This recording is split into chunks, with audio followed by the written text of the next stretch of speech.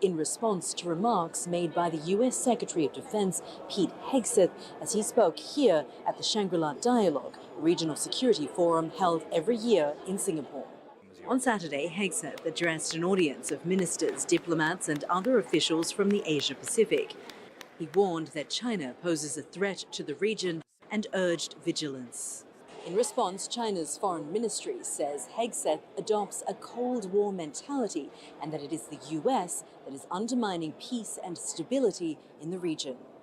In recent years, the forum has provided an opportunity for US and Chinese defense officials to publicly and privately debate security issues for the region. But this year, the absence of the minister or any senior official from China has attracted focus for many attendees. China instead sent an academic delegation led by a military scholar with the rank of a one-star general. We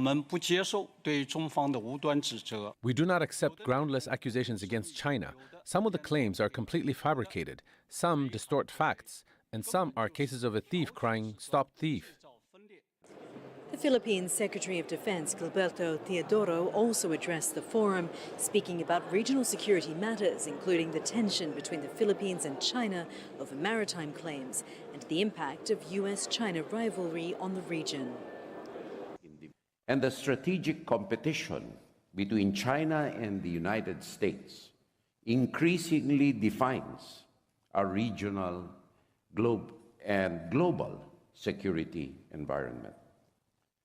He also said that it's up to China to work to build trust with the Philippines and other countries involved in the South China Sea matter. Jessica Washington, Al Jazeera, Singapore. A court in Bangladesh has started hearing charges against former Prime Minister Sheikh Hasina.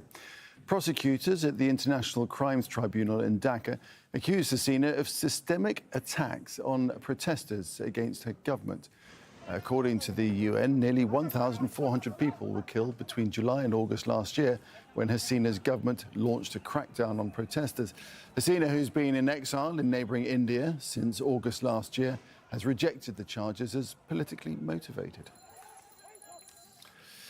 Afghanistan has established a special unit to enforce a ban on cutting down trees in an effort to increase biodiversity. Osama bin Javed reports now from the Dangam forest in eastern Kunar province. Many green forests in rural Afghanistan look like this now. The remote forested areas were at the mercy of local criminal networks because of conflict and limited government resources. Bismillah Jan remembers a major shift in forest cover. I'm 45 years old and my ancestors have lived here for generations. As far as I can remember, only 10% of the forests remain. There are very few trees now, very few. You couldn't see the surface of the mountain here, and now it's all dry. There's no forest. It's gone. The rugged terrain makes it difficult to monitor illegal activity, and that means militias and local gangs have been chopping up generations-old trees. Now, in many affected provinces, the Taliban government has formed a green force to crack down on illegal logging. Whoever cuts trees is considered a criminal. We bring the timber here and criminals are handed over to police. In the last 7 months, we've confiscated 7,000 feet of felled wood, which was going to be smuggled. Since 2002, there's been a nationwide ban on deforestation in Afghanistan. But enforcement was riddled with corruption and criminalized local practices. The ban on cutting down trees and hunting wildlife was in place before the Taliban takeover. This government says that it will implement this ban by clamping down on corruption and undue influence, and it hopes that this will result in a revival of Afghanistan's flora and fauna. The National Environment Protection Authority says it's prevented the smuggling of various animals and birds. They're using awareness programs to reduce hunting and illegal activities against wildlife. In Kunar and Nangarhar, the decades of conflict took a toll not just on humans, but on all living things.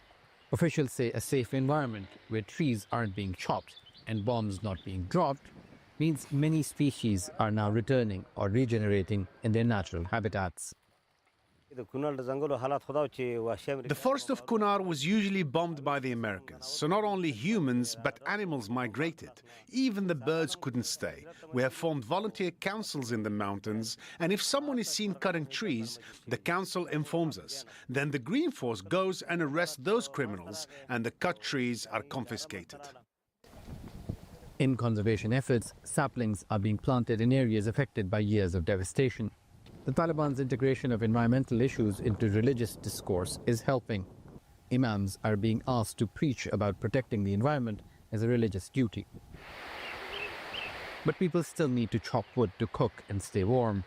In impoverished Afghanistan, an environmental turnaround also hinges on an economic revival. Samam Javed Al Jazeera, Bangam Forest, Kunar, Afghanistan. Still ahead, a four-time French Open champion is given a scare in the fourth round. That's on the way in sport with Peter.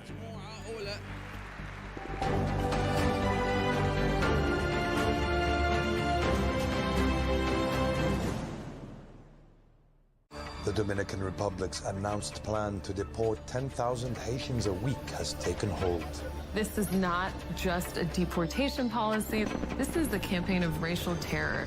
Fault Lines follows a 16-year-old seized and sent alone to a country she's never been. This is a government. This is not an orphanage. And a mother separated from her family and deported with her baby. Nowhere to belong on Al Jazeera.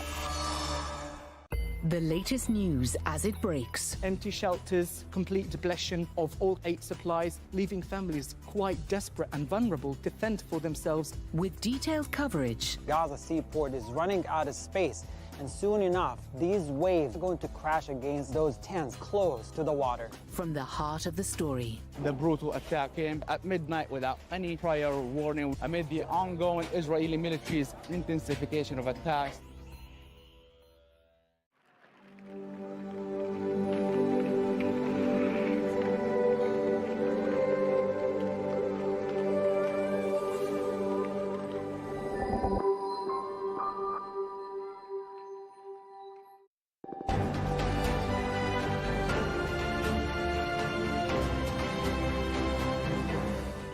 Let's have some sport. Here's Peter. Nick, thank you very much. Egyptian club Pyramids have won the African Champions League for the first time. They defeated South Africa's Mamelodi Sundowns 2-1 in the final second leg in Cairo on Saturday. That made for a 3-2 aggregate win. Fiston Mayele and Ahmed Sami scoring for the home side here. Pyramids were only formed in 2008 and only adopted their current name 7 years ago. This is only their second major trophy after winning the Egyptian Cup last year. Champions League winners. 3-2 over Mamelodi Sundowns over the two legs. Paris Saint-Germain have staged a victory parade through the streets of the French capital after winning the Champions League for the first time. PSG thrashed Inter Milan 5-0 in Munich to clinch the title. It's the largest winning margin in a Champions League final. It completes a treble-winning season, having also won the French League and French Cup. Bernard Smith was at the parade for us.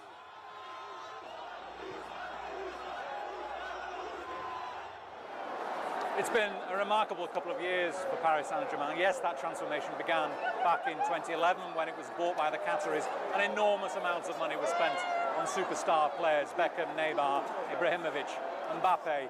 It didn't, though, bring the Champions League, and it didn't really endear the club to Parisians' hearts. Teams were built around players. Well, under Luis Enrique, the transformation has seen enormous amounts of money instead spent on players who are not necessarily yet household names like Desiree Doué. That has brought home the Champions League and has put Paris Saint-Germain into the heart of many Parisians. Bernard, Al Jazeera, Paris. The victory has been a culmination of 14 years of change at PSG. In 2011, Qatar Sports Investments, a state-backed fund, bought the club for around $97 million. Back then, it was a team with not much success on the pitch. The new owners spent millions attracting big names to the club, including David Beckham and Zlatan Ibrahimovic. PSG smashed the global transfer record in 2017 when the club bought Neymar from Barcelona for around $222 million, a record that's yet to be broken. With Lionel Messi's arrival in 2021, PSG had the highest wage bill in football history of more than $860 million a year.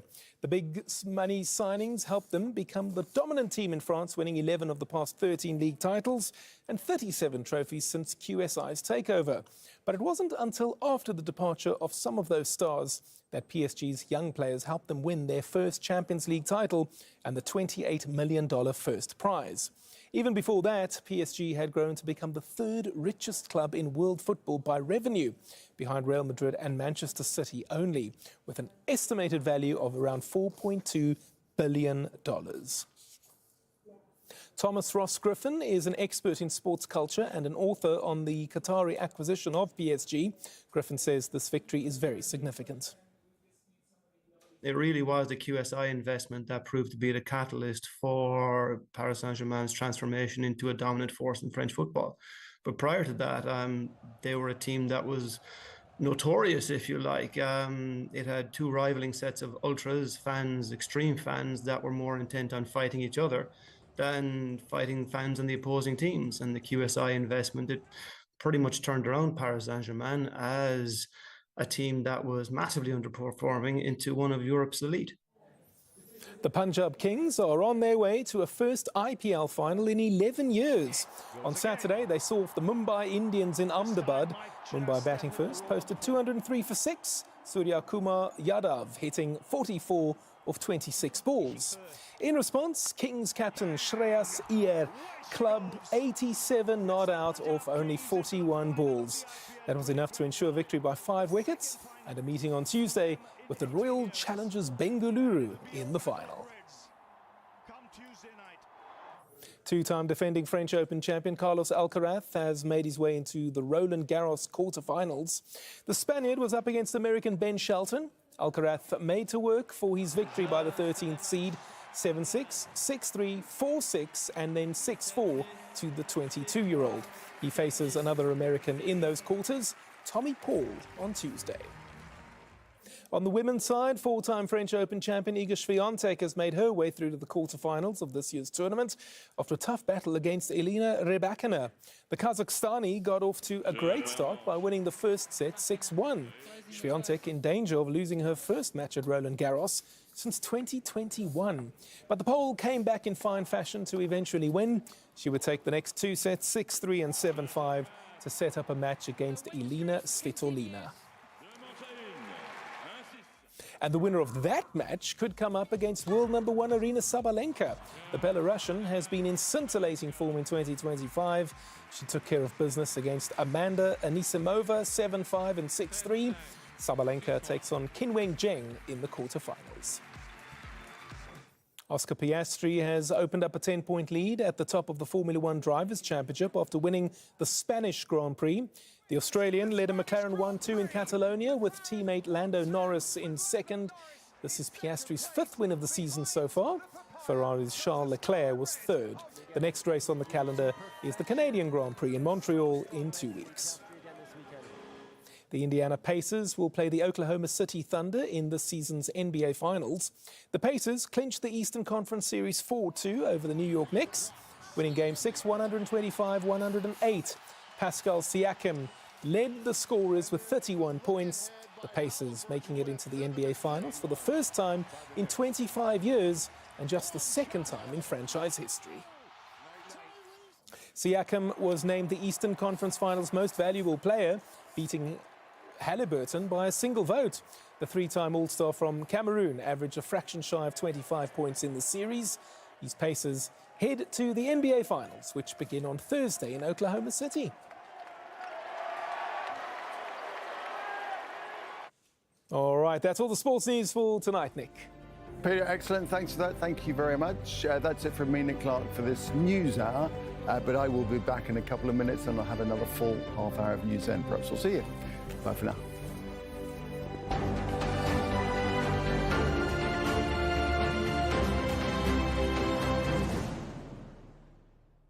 The Trump administration says it is seizing children and separating families as a deterrent.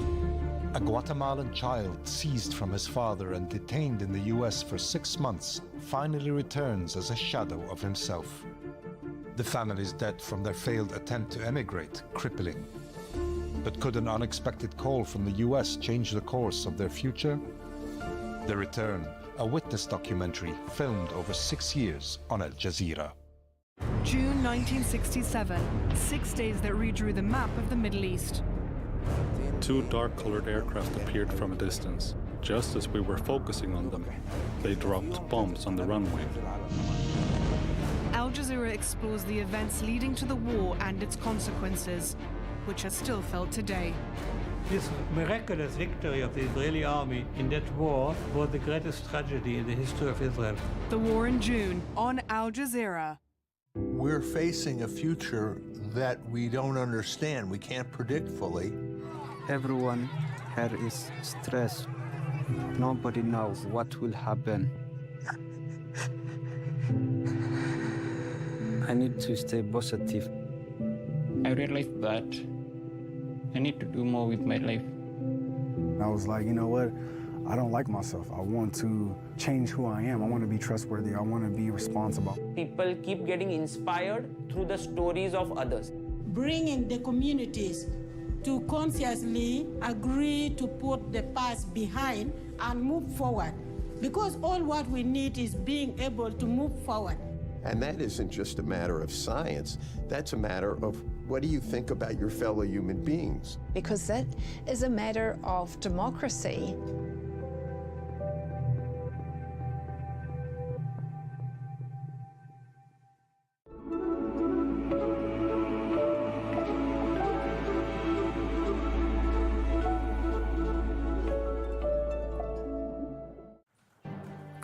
Ukraine targets several Russian air bases a day before both sides are set to meet for a second round of ceasefire talks.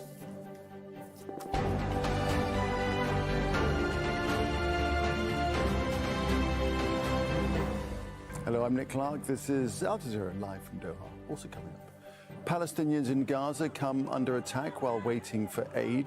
Israeli forces fire at people outside a food distribution point, killing 34. A tight race in Poland's presidential election. Exit polls show the runoff between a centrist mayor and a nationalist is too close to call. Mexicans vote for judges at all levels. The government says this will combat corruption, but opponents fear the judiciary will be politicized.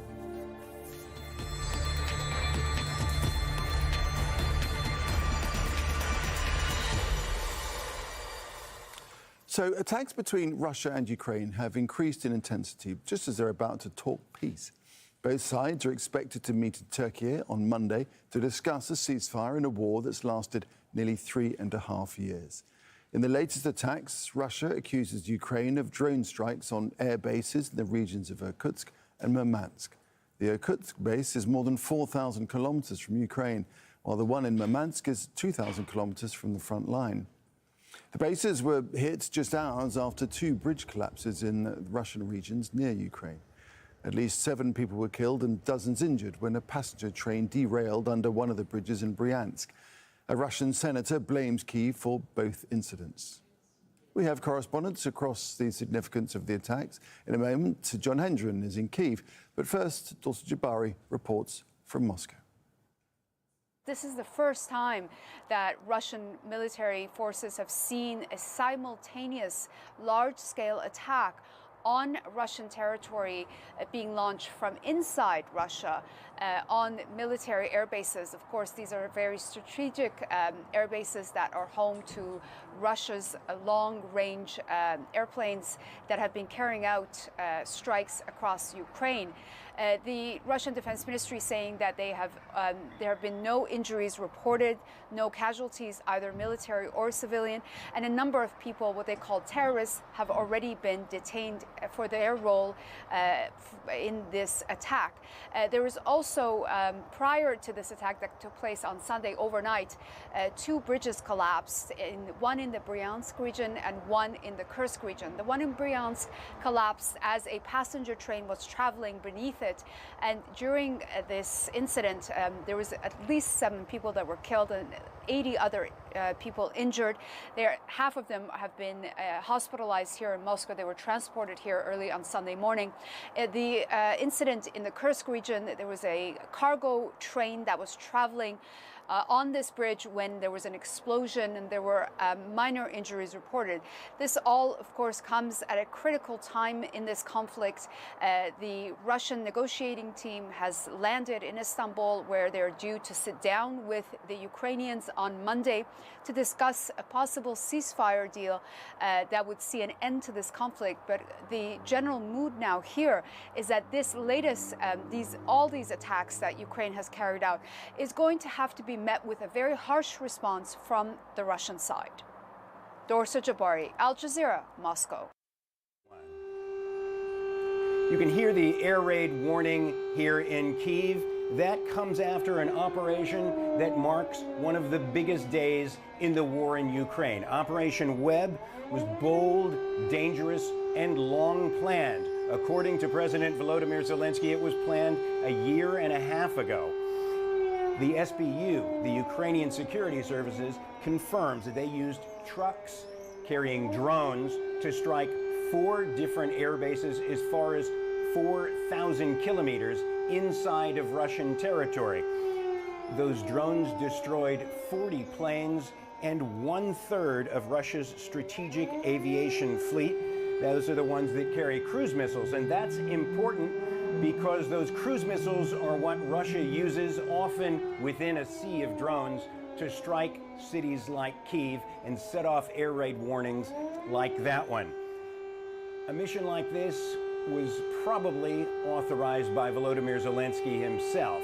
This also comes on the eve of peace talks in Istanbul between Ukraine and Russia. The Ukrainian side will be led by the Minister of Defense, Rostam Umerov, and he will come with specific demands for a ceasefire, for a new prisoner exchange, and for Ukraine to get its children back. These are children that have been captured by the Russian side in southern and eastern Ukraine.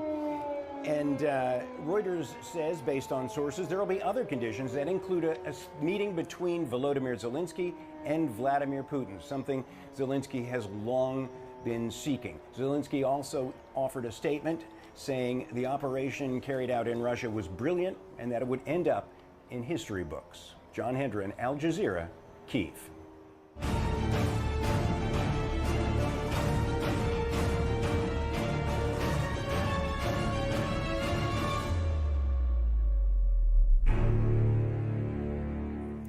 Now, Israeli forces have opened fire on Palestinians desperate for food in southern Gaza.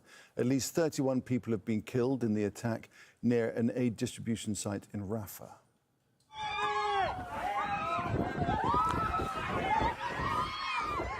Yes, and more than 100 others have been injured. The second attack happened at a separate distribution site, killing 3 people.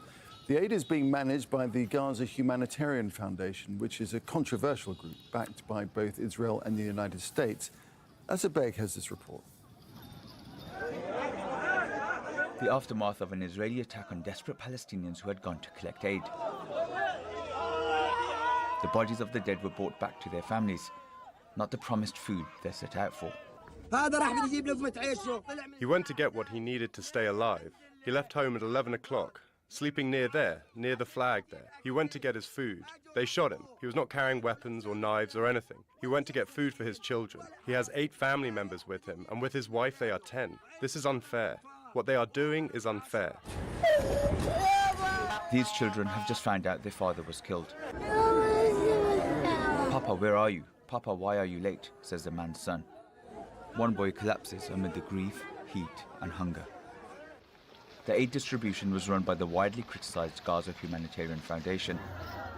Since Israel's blockade, there's been dire warnings of a risk of famine. All the distribution points are surrounded by the Israeli troops. And the Israeli troops, when they are seeing that there is a crowdness that might become not controlled, so they usually shoot toward the people waiting for aid.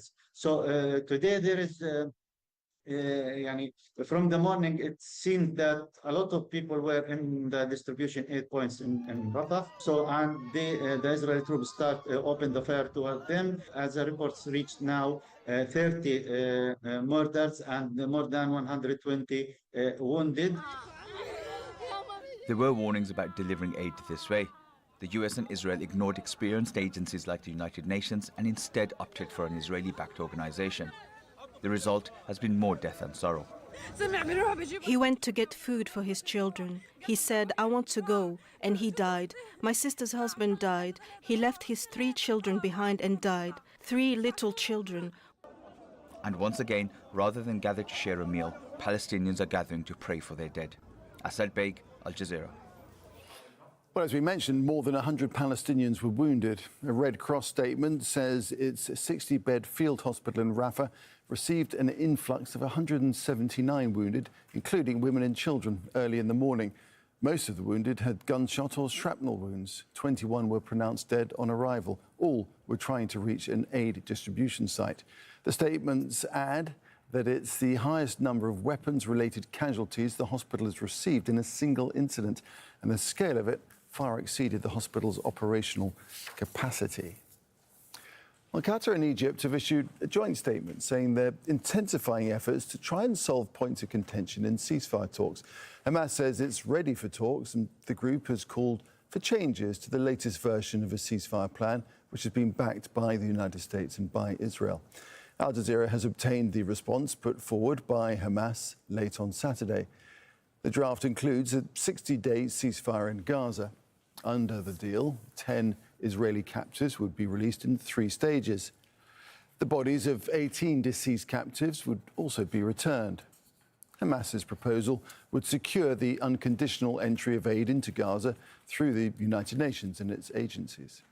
It also states that negotiations on a permanent ceasefire would begin on day 1. And Hamas wants the Trump administration to guarantee the talks towards reaching a final settlement to the war. Al Jazeera's senior political analyst, Marwan Bashara, says that Israel is just trying to weaken diplomatic efforts to reach a deal. I actually don't see a way out except if Netanyahu gives up on some of his conditions, because I think Hamas's position now is at its bare minimum, meaning already it's showing signs of despair. And because of the horrific price that the people in Gaza are paying, it has been willing to make a good number of concessions. But I think maybe it has reached a limit. In the meanwhile, I think while probably the likes of Steve Witkoff are trying to bridge the differences, trying to find a formula out, my sense is that we are no longer in the good cop, bad cop logic between Witkoff and Netanyahu, but rather Netanyahu is now playing Witkoff, embarrassing Witkoff. And I think it is, and here I'm speaking analytically, not based on any information, that perhaps Netanyahu is trying to weaken Witkoff because Witkoff is way ahead on the talks on Iran nuclear deal in a way that does not please Netanyahu. So I think Netanyahu is weaponizing the diplomacy in Palestine, not only to continue with the bombings, but also to discredit Steve Witkoff's negotiations with the Iranians. The Israeli military has intensified attacks on homes in Gaza City in the north of the Strip. Warplanes have bombed and destroyed at least 70 residential buildings in the past 2 days.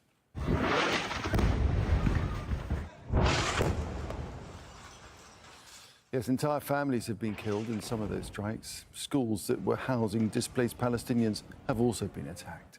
Gaza City was once the bustling commercial hub of the Strip, and now entire neighborhoods are in ruins. The Israeli army has issued forced expulsion orders for residents with the stated aim of displacing civilians to the south so it can capture and hold more land in the north. Our correspondent Hani Mahmoud is in Gaza City and takes a look at the destruction. This is Gaza City today, once a home to thousands of Palestinians, now a graveyard to concrete and dust. Relentless airstrike targeted and flattened 70 residential buildings.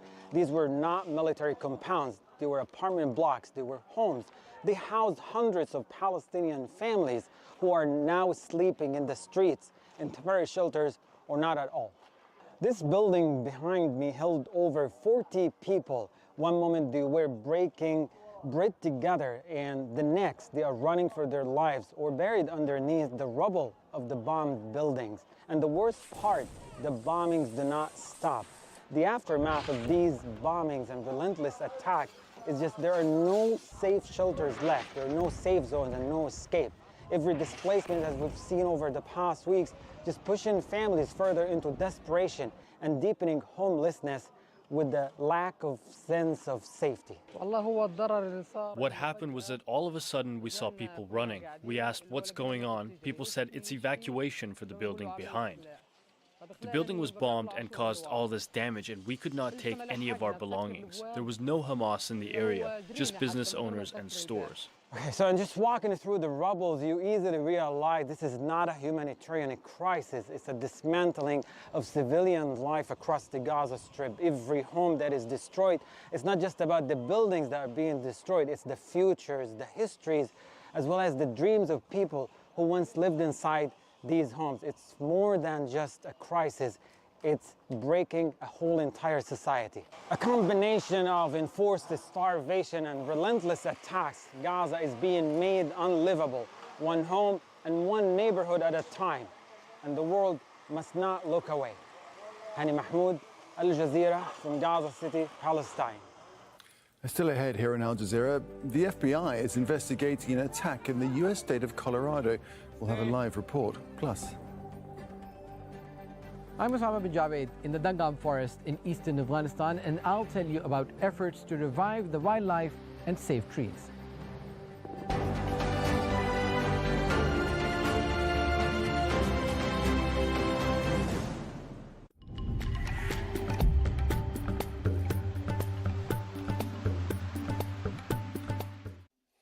Now, whilst you may not be surprised to find showers in New South Wales or bits of Queensland, it's surprisingly wet and windy now in Western Australia. Perth has been rather wet for the last day or so, and that marching rain is only moving slowly eastwards. I think it's wanted because it's been very dry here recently, but it's there all the same. This spinning thing in the Tasman Sea hasn't yet reached New Zealand, so in fact the weather here is slightly warmer than of late, middle teens with reasonable amount of sunshine for the most part in both of the major islands. In eastern Indonesia, this is the focus of the biggest showers at the moment. Sulawesi, West Papua, moving up towards the southern Philippines. It's drier elsewhere in Malaysia and Indonesia because the monsoon's taking most of the energy, and that monsoon rain's been very heavy in Myanmar and across the border in China as well, flooding in Yunnan. You may well have seen pictures on social media. In China, typically, it'll be south of the Yangtze where we do see significant rain, and that tends to wave through and hit some of the smaller islands of Japan with some pretty big downpours, which is the case on Monday and maybe Tuesday, where it may even catch Kyushu, Shikoku, or bits of Honshu. But more typically, this part of China and the Korean Peninsula is enjoying warm, sunny weather. Temperatures only a little bit above the average for this time of the year.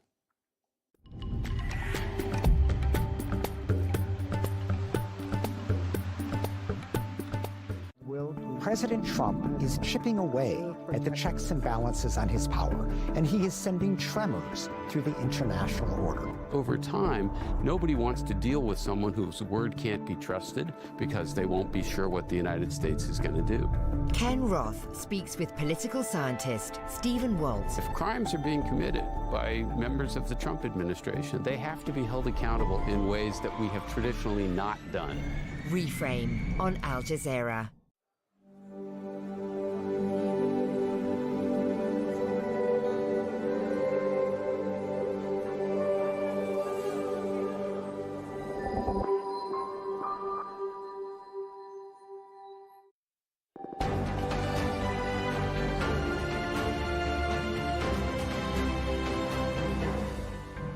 Hello again, you're watching Al Jazeera. A reminder of our top stories this hour.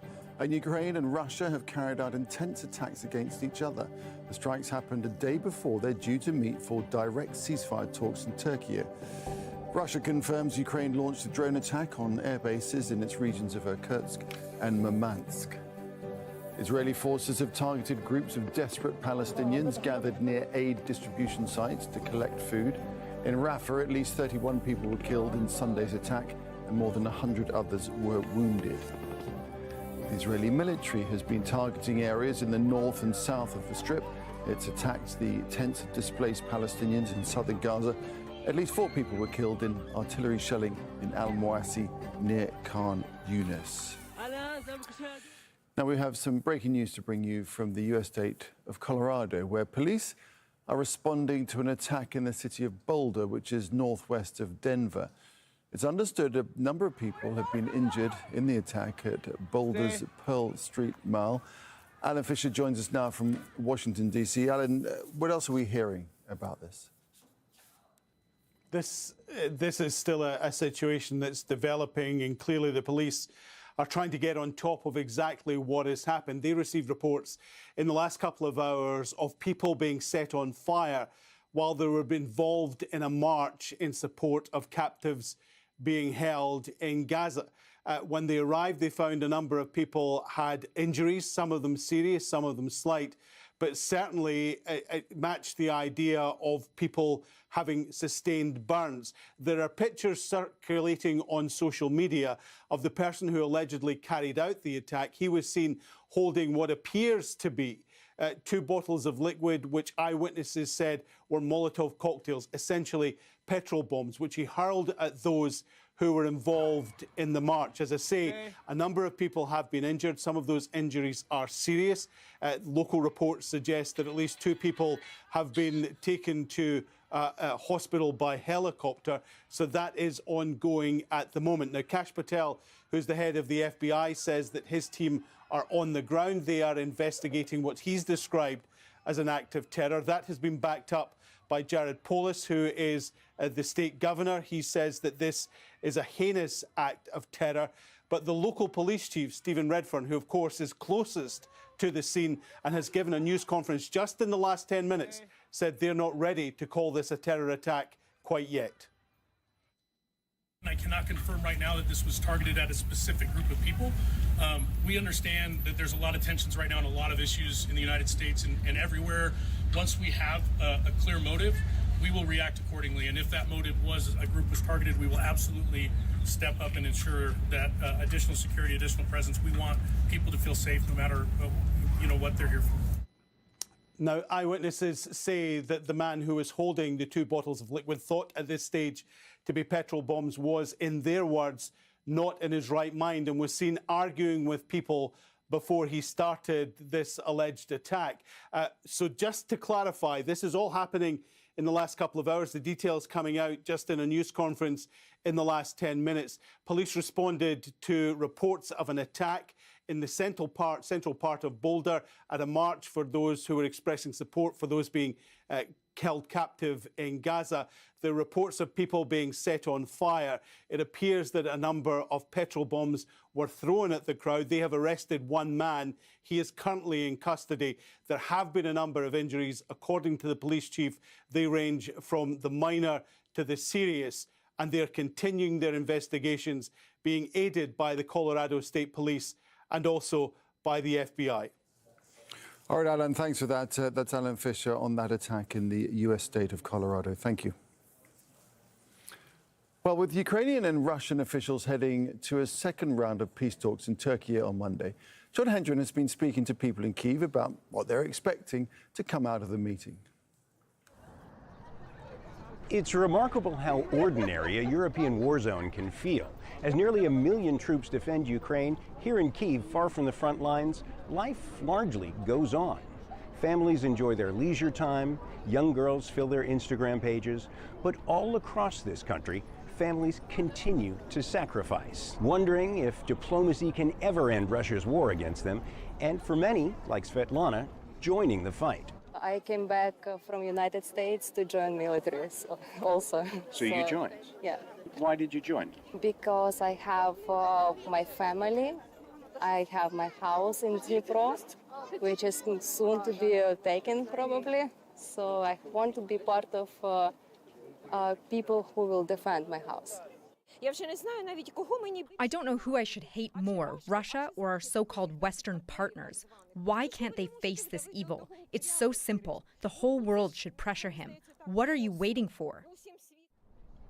The war affects everyone here, with hundreds of drone and missile strikes here in the capital and elsewhere. Nightly curfews shut down the streets. And with little faith in negotiations, Ukrainians brace for a long struggle that many believe could still last for years. John Hendren, Al Jazeera, Kyiv.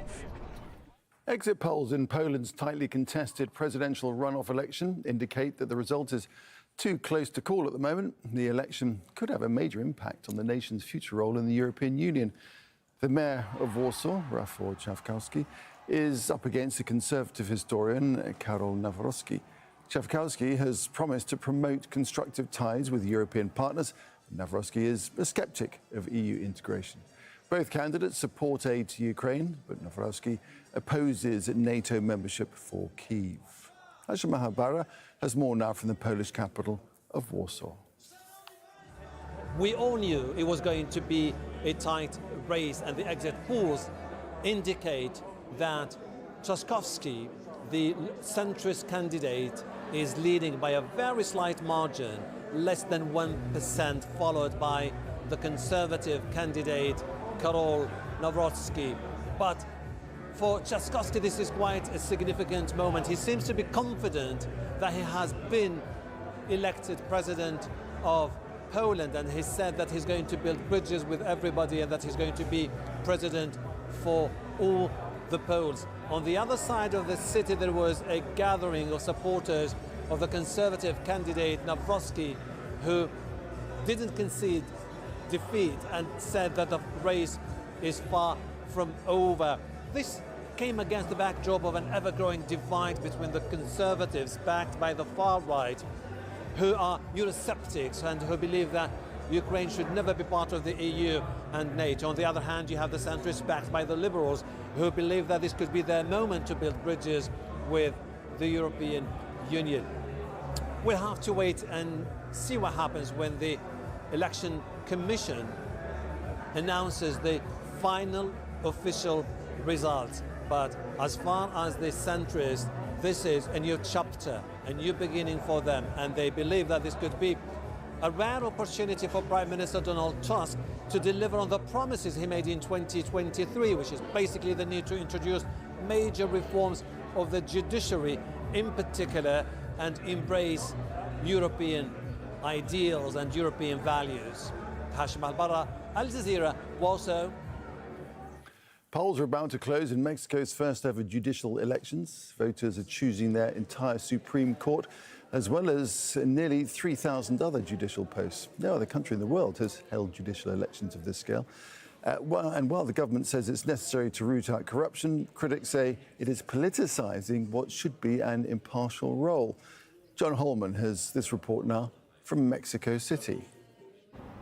We've been speaking to both sides actually today. We've been speaking to the people heading into this voting booth behind us, and for them, yeah, it's a chance to root out corruption. Everyone's got a story of a judge who made their permit application longer than it should be unless they were giving a bribe, and that is a problem at the local level, especially of the judiciary in Mexico, not so much at the federal level. So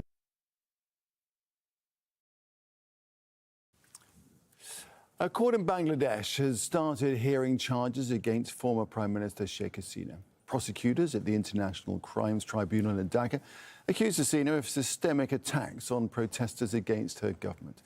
According to the UN, nearly 1,400 people were killed between July and August last year, when Hasina's government launched a brutal crackdown on protesters. Hasina, who has been in exile in neighbouring India since August last year, has rejected the charges as politically motivated. China has warned the United States not to play with fire. That's a day after the Defense Secretary said that Beijing posed an imminent threat to the Asia-Pacific region. The Chinese Foreign Ministry said that Pete Hegseth's comments are deplorable and intended to sow division. On Friday, Hegseth told a security forum in Singapore that Beijing was potentially preparing to use military force against Taiwan. He warned any action against a self-governing island would have devastating consequences. China considers Taiwan part of its territory to be taken by force if necessary. Meanwhile, the Philippine defense chief has accused China of overreach in their South China Sea dispute. He met Hegseth on the sidelines of the Singapore Forum. And his comments came a day after the Chinese Navy carried out what it called combat readiness patrols around the disputed Scarborough Shoal. Both the Philippines and China claim the small chain of rocks and reef. Afghanistan has established a special unit to enforce a ban on cutting down trees in an effort to increase biodiversity. The Taliban government is also targeting wildlife smugglers. Osama bin Javed reports now from the Dangam forest in eastern Kunar province. Many green forests in rural Afghanistan look like this now. The remote forested areas were at the mercy of local criminal networks because of conflict and limited government resources. Bismillah Jan remembers a major shift in forest cover. I'm 45 years old, and my ancestors have lived here for generations. As far as I can remember, only 10% of the forests remain. There are very few trees now, very few. You couldn't see the surface of the mountain here, and now it's all dry. There's no forest. It's gone. The rugged terrain makes it difficult to monitor illegal activity, and that means militias and local gangs have been chopping up generations-old trees.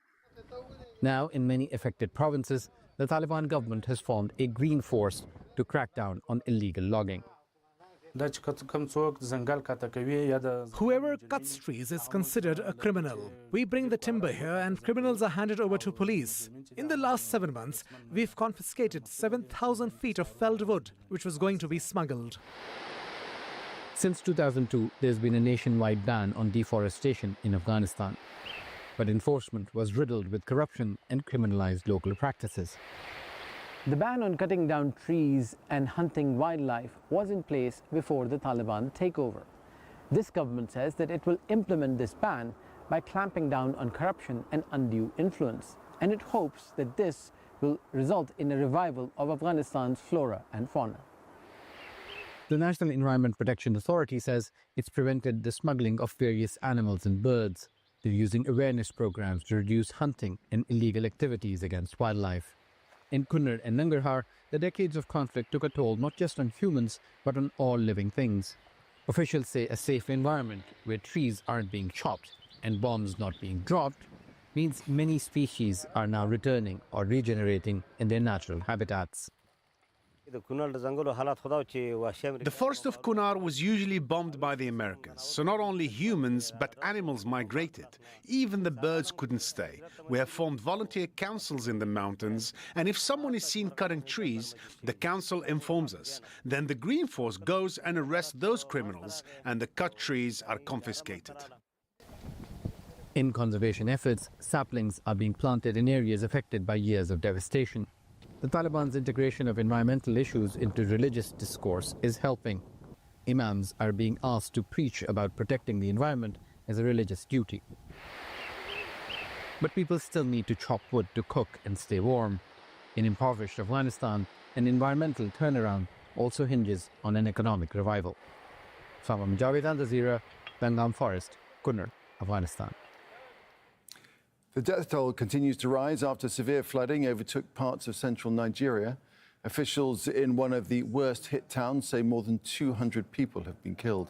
Thousands are displaced after torrential rains and flooding on Thursday. 3 days later, many survivors say they have no food or shelter. Flooding is common in the country each year, but locals say the volume of rain is increasing and the wet season is starting earlier than it ever has before. Thousands of protesters in Serbia have rallied throughout the country, marking exactly 7 months since a concrete canopy collapsed at a train station, which killed 16 people. Student-led protests have been held, keeping up the pressure on President Aleksandar Vučić to call a snap parliamentary election. Demonstrators link the disaster to alleged government corruption in major infrastructure projects with Chinese state companies. Vučić initially dismissed early elections, but on Friday suggested they may be held, but he didn't say when. And that's it from me, Nick Clark. Plenty more, of course, on our website. AlJazeera.com is the address. We've got more news coming up here on Al Jazeera right after we go to Reframe.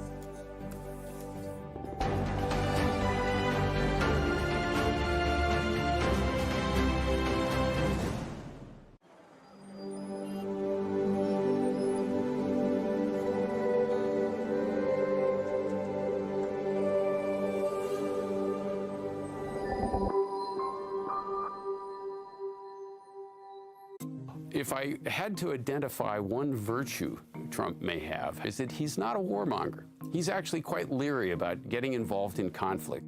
He would love to get a Nobel Peace Prize. He's not going to get one over Ukraine, right? He's not going to get one over Gaza. So Iran may be his only chance.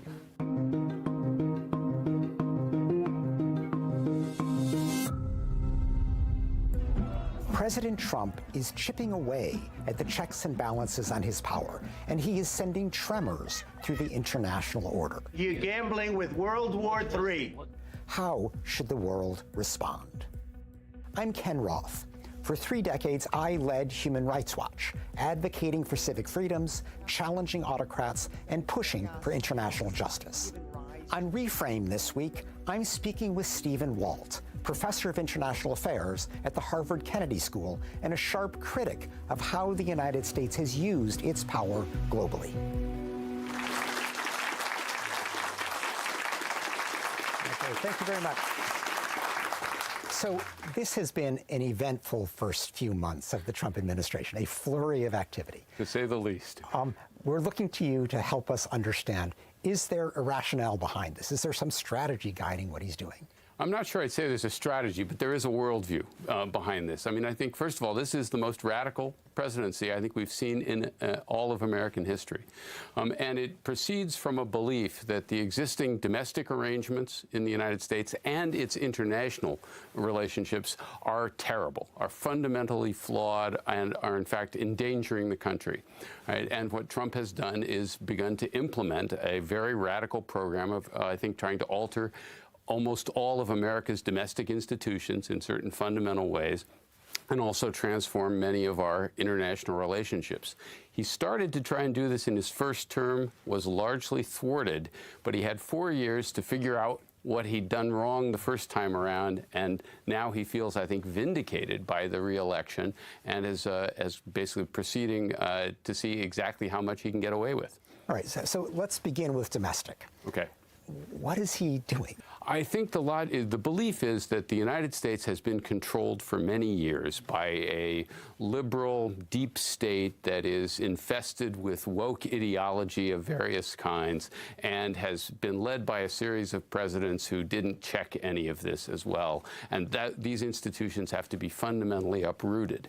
The only way to do that, of course, is with a strong executive, a president that doesn't have to worry very much about laws, norms, checks, balances, and therefore what Trump wants to do, and I think this appeals to his own ego and appeals to his personality, is remove or weaken all of the checks and balances that might be constraints on executive power. And so far, he has been following the standard autocrat's playbook for how to do that. Now, whether he succeeds is what remains to be seen.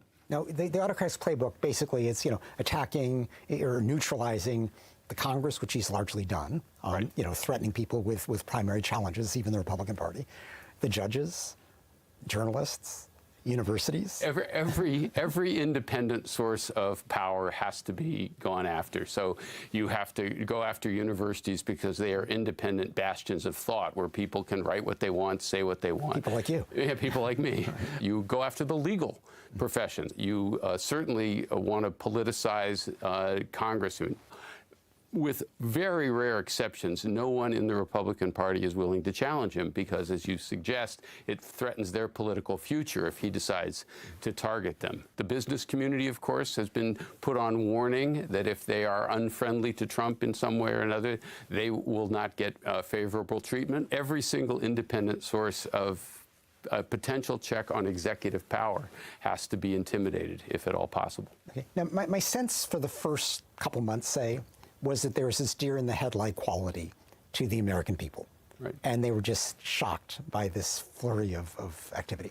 But that seems to be changing. And what is your sense of kind of where we are right now? Yeah, I think that's exactly right. So 2 big things have happened. One is the Trump people made a couple of mistakes. When people tried to accommodate them or appease them, as Columbia University did, as some of these big law firms did, they didn't say, okay, great, and move on.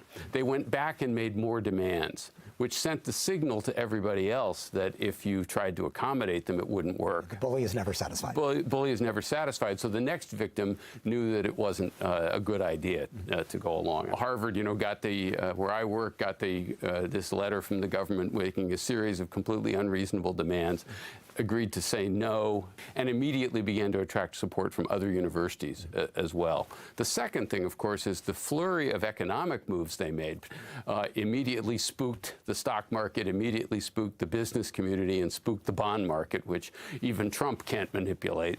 And that, I think, again, sobered up the administration, at least to an extent, on some aspects of economic policy. So you may see that we've actually hit the point of peak Trump, where the influence starts to decline over time, and I think that's what we have to hope for. Yeah, I hope that's correct. Let's look globally. Okay. Now, again, comparable flurry of activity seems to be breaking every norm, every rule under the sun. Is there a logic here? I'm not sure I want to call a logic. There's a rationale behind it. And it goes back to what I said earlier, that they believe America's relations with the rest of the world have been fundamentally flawed, that the rest of the world has been ripping us off in a variety of ways, and that American presidents have allowed that to happen. So what the United States has to do is use its power to alter its relations with many countries around the world, fundamentally change them. And you see this most visibly in this imposition of dramatic tariffs we haven't seen in a century.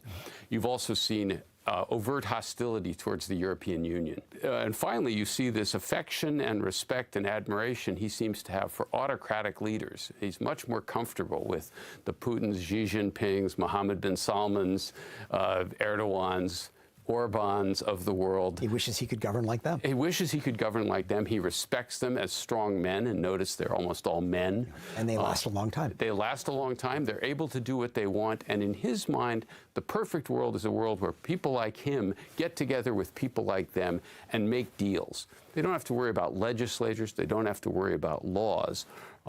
And that is his vision of a sort of autocratic concert of kingpins that would run the world.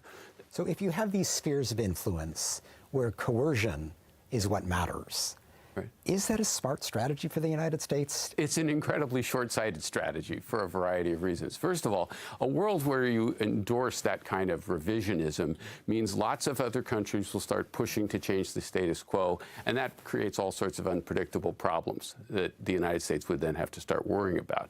But even more importantly, he's worsening America's relations with some of our closest friends. I mean, no smart strategist would pick a fight with Canada. The most pro-American country probably in all of Europe is Denmark, and he has picked a fight with Denmark because he'd like to take over Greenland. Finally, because Trump thinks unpredictability is such a virtue, it enhances your bargaining power if nobody knows quite what you're going to do. What he doesn't realize is over time, nobody wants to deal with someone whose word can't be trusted because they won't be sure what the United States is going to do. That's not in America's interest, and it ultimately makes it harder to manage the world. Now, let me ask you this. I mean, is Trump completely novel here, or are there elements of the U.S. foreign policy historically that Trump is replicating? Well, the United States has always had an isolationist current, right, going back. Even Bill Clinton, when he was president, told one of his aides that, Americans are deep down fundamentally isolationist. And it's a function of our history, and it's a function of our geographic position. But for the most part, we treated our allies with a certain degree of respect, with a certain degree of deference. We embraced multilateralism as a way of making our leadership more palatable and acceptable to others. And Trump is tearing that up now and saying it's simply power alone that matters. It's what you're going to do for me if you want me to do something for you. And ultimately, I think that's very short-sighted. Where I see more of a commonality, and I'm curious what you think, is the traditional U.S. skepticism about international law, where international law was for the other guys. Yes and no. I mean, that strand has always been there, that concern, and certainly on the American right, this concern that international institutions were simply ways of tying up the United States in various ways. And certainly no one should be under any illusions that, American presidents from Barack Obama to Donald Trump to George Bush, Bill Clinton, were going to do what they thought was in America's interest when they really had to. But they didn't want to brag about it in quite the same way that this administration does, and they understood that international law was in fact a useful tool that most of the time was something that actually worked in America's favor, not against us. Right. Let me, if I could, move to Israel-Palestine, something you've written about, you know very well. As I look at Trump's view of Gaza, I mean, beyond just being criminal, just ethically cleanse 2 million Palestinians from Gaza, but he seems, mostly to be just giving the green light to Netanyahu to humor his worst instincts. But then every once in a while, he'll say no to Netanyahu. Right. And I'm curious kind of where you see that relationship. Well, on Gaza, of course, Trump's policy is not all that different, ultimately, from what the Biden administration's policy, which I think was also irresponsible, in that they were not happy with what Israel was doing, but they never used any of America's leverage to actually alter what Israel was doing with Gaza. Trump, of course, has done nothing. So Trump doesn't even say don't do it. Yeah, Biden said don't do it, right. But he kept arming him. If I had to identify one virtue Trump may have, very critical of the forever wars earlier, and he apparently has pushed back when Netanyahu and Israelis have said, we really got to do something about Iran. We've got to use force. And he has resisted that as well. He briefly bombed the Houthis. When it was clear that wasn't working, he stopped and said he declared victory. Declared victory without having really achieved one, but that's what politicians do. And first of all, unlike Biden, I don't think he has any affection one way or the other for other foreign countries, including Israel. Yeah. Right. He has affection for himself. He has affection for himself. Yeah. And I think he also is listening very carefully to other voices in that part of the world. He listens to the Saudis. He listens to the Qataris. He was listening to them even before they gave him a plane. He listens to other Gulf states as well. And what he's hearing from them, of course, is what's happening in Gaza is a real problem for us. And you need to do more about it. You certainly shouldn't be supporting it. So I think there is some possibility that what Netanyahu may have thought was going to be a very close relationship. I think that relationship may turn out to be much more delicate than we thought. And we've seen Trump, able to say no to Netanyahu. He insisted on the temporary ceasefire that began at the end of January. He's insisted we're not going to bomb Iran. We're going to negotiate with them.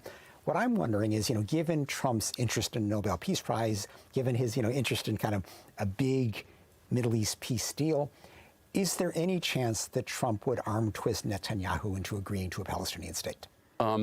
I think he might try, but he won't succeed. I can't imagine the circumstances under which Netanyahu, who has devoted most of his political career to opposing the creation, he would ever agree, or that Trump would be willing to put the kind of pressure upon him that might lead him to do that. So I don't think he'll do that. And remember, Trump is not a details guy.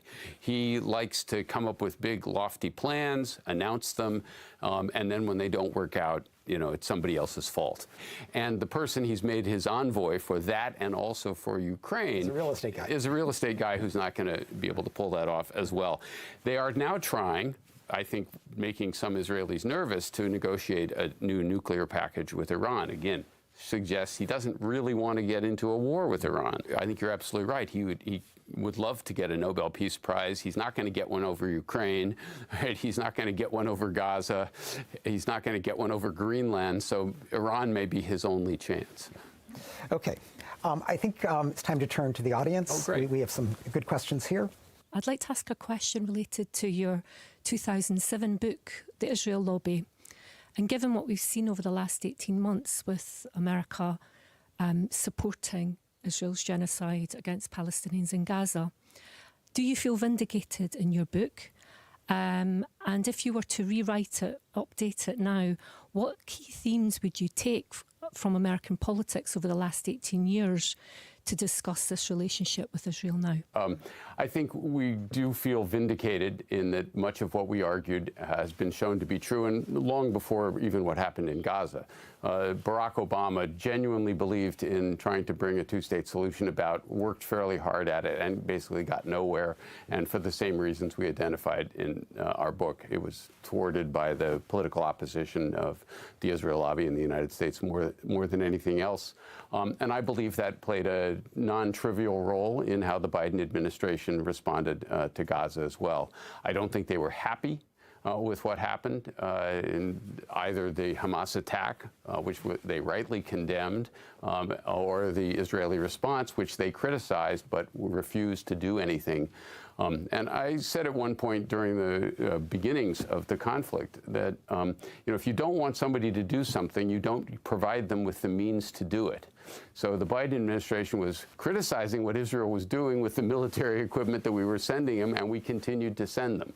And I think, again, some of that reflected the president's own ambivalence, his strong feelings for Israel, but I think it also reflected political calculations that they were making, especially in an election year. Yeah, and this Israel lobby that you wrote about, has it changed over the years? It's changed in some respects. It's a somewhat more diverse arrangement. I think that one of the things that is different now is that public attitudes in the United States have shifted. If you look at opinion within the Democratic Party, that has shifted significantly. Popularity of Israel, unconditional support, no longer nearly as popular within the Democratic Party. And it will be interesting to see, apropos our earlier conversation, if Trump's friction with Netanyahu over time begins to affect how the Republican Party thinks about it, because Likud and Netanyahu bet very heavily on the Republicans. They were going to be our principal backers, and that may ultimately backfire on them. Unfortunately, it hasn't affected the basic character of American policy towards Israel, which is still one of largely unconditional support. Okay, we'll take another question from the audience. Given America's retrenchment from its role as global policeman, and maybe its move to the dark side, what's Plan B in terms of establishing a future global security framework? You don't want to overstate America's retreat from being a global policeman, right? So they may gradually be doing less in Europe, for example, and reduce the American security presence there. Our security presence in the Middle East is about what it's been for the last decade or more, and we're increasing our presence in Asia, largely in response to the rise of China. So the United States is going to remain involved in lots of global security projects, some of them, I think, probably positively, in other cases, probably negatively. But we're not in retreat, at least not yet. If the United States, you mentioned going to the dark side, if what we're doing is trying to divide up the world between China, Russia, India, maybe some other countries in the Middle East, and then manage it along with them in a kind of great power condominium, I think that's not going to work out particularly well, particularly if the United States is not seen as a particularly reliable partner for those other countries. So, how much of that shift actually happens, we don't know yet. But again, I mostly would push back on the idea that we've gotten out of the global security business. It's mostly obvious with respect to Europe, but not the rest of the world. Okay. Another question. One might infer from your comments that politicians have failed to thwart Trump, both domestic politicians and global. So what about we the people? What role is there for citizenry, both in the U.S. and globally, to act in that capacity to thwart some of the things you've been talking about? That's a great question. So in a situation like this, one of the most effective things is, in fact, nonviolent civil disobedience. And you've seen that happen in a number of countries where you have sort of autocratic takeovers in progress that then get thwarted by citizens out in the streets, by general strikes, by all sorts of, again, nonviolent ways of suggesting no. You're seeing parts of that start to happen in the United States, demonstrations increasing in a variety of ways. And if some of Trump's policies starts to have real negative consequences for the United States, that's going to grow. So I think there are prospects for not only within the normal channels, organizing campaigns, trying to get good people elected, trying to drive people who have been supporting Trump in an unconditional way out of office, all of the usual stuff. But there is a role, I think, for public displays, public anger, public resistance as well. One thing I do worry about is that this is an administration that may be looking for opportunities to crack down in various ways. That if some of the resistance to Trump turns violent, gets out of control, then this is, I think, an administration that would love to be able to exploit that. In his first term, Trump invoked emergency powers 13 times to justify various actions he was taking. He has done so 8 times in 3 months. So that suggests that they are ready, right? And again, one of his key tactics, I forgot to mention it, is appointing loyalists to all these key positions. Not people who are necessarily competent, but people who are personally loyal to him rather than to the Constitution. And Trump himself, when asked recently if his job was to uphold the Constitution, said, "I don't know." You got to ask the lawyers. Yeah, I've got to ask the lawyers, which tells you something. I might add, Rolling Stone magazine then called all 53 Republican Senate offices to ask for a reaction, and none of them responded, which gives you a sense of how serious the problem is now. Okay, I think we have one more question from the audience. So do you think Trump is being naive in his approach to Russia regarding Ukraine?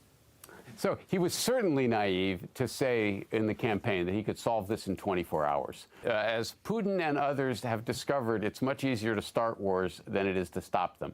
Secondly, his approach that you could solve the problem by putting all the blame on Ukraine and putting no pressure at all on Moscow, I think was also naive. And finally, to link some degree of American support to Ukraine signing a deal for access to minerals is not a good look for the United States. Stephen, if I could, I agree with you. This was embarrassing extortion. Right. But is Trump coming to appreciate that this is not just a battle over land, that for Putin, what this really is about is crushing Ukraine's democracy so it no longer serves as a model for the Russian people? I think it's partly it. I also think that what Trump may have understood at some sort of loose level is that the war did arise partly out of not just those concerns, which I think were there, but also Russia's security concerns about Ukraine eventually joining NATO, NATO possibly stationing forces in Ukraine. And from a Russian point of view, this looked like an existential threat. But if I could challenge you on that, because this invitation to Ukraine to join NATO did not spark an invasion. What sparked the invasion was in 2014 when the Kremlin pawn, Yanukovych, was overthrown and Ukraine emerged as a more vibrant democracy. That was the moment then the initial invasion started. I believe in Putin's mind, this was, in a sense, a preventive war designed to prevent Ukraine from becoming so strong that Russia couldn't deal with it in the future. I don't need to tell you this. Preventive war is illegal in international law, right? So it's not a justification, but given the enormous damage that Ukraine has suffered as a result of this, we should have thought more carefully about the road we were on going way back, 15, 20 years or so. So let me ask a final question, Stephen. Sure. There obviously has been enormous damage done to America's stature in the last few months. Is this redeemable, or is this now a permanent feature of Washington's standing in the world?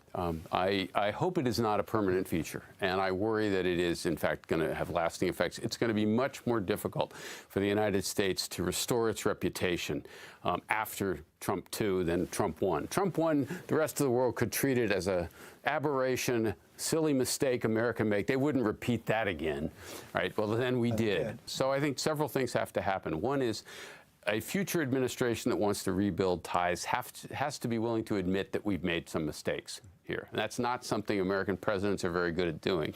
Second, I think when we start to reach out to others, we should be trying to negotiate deals that are good for them, but are also good for us, because others will believe that we'll keep our word if they understand that the arrangement is something that's actually in our interests. But most importantly, and this is actually worrisome, most importantly, the people who did this have to be held accountable, not punished for policy disagreements. But if crimes are being committed by members of the Trump administration, they have to be held accountable in ways that we have traditionally not done in the United States. We didn't hold people accountable for torture under the Bush administration, for example, right? And the problem is, so there's this paradox. If you want to be able to rebuild America's reputation, you have to hold people accountable for mistakes you've made in the past and for crimes that were committed. But if you're going to do that, they may try to hang on to power even if they don't have any legitimacy. I mean, the Supreme Court may have solved this by making criminal prosecution of Trump all but impossible. All but impossible for Trump as an individual, but not for other members of his administration, right? Not for possibly, you know, his son or whatever. And that's the thing you worry about. Okay. Stephen Walt, thank you very much for joining us. Thank you all for joining us as well and contributing your questions. Thanks very much. Pleasure.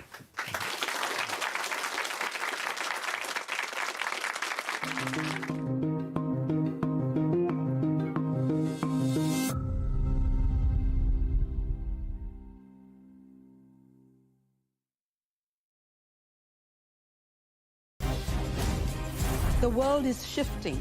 Power, influence, and narrative. The U.S. is increasingly isolated on the international stage. U.S. power is eroding. Divisions deepen. Perspectives clash. This is openly genocidal language. Global conflicts rise and diplomacy is tested. What is Putin trying to prove? The threat is from Russia to Ukraine, not Ukraine to Russia. Upfront tackles the big issues, only on Al Jazeera. Facing modern governance challenges, aid-reliant island nations were easily indebted. Tonga took on a lot of Chinese debt and has been not in a position to pay that debt back. But with limited income sources, people are bracing for the outcome. My biggest fear is one day our ports will be owned by China. Al Jazeera explores the hard reality of the economic tug-of-war between the US and China through the eyes of those worried about the future of their islands. Fight for the Pacific, Business Wars on Al Jazeera. Being a journalist is a privilege.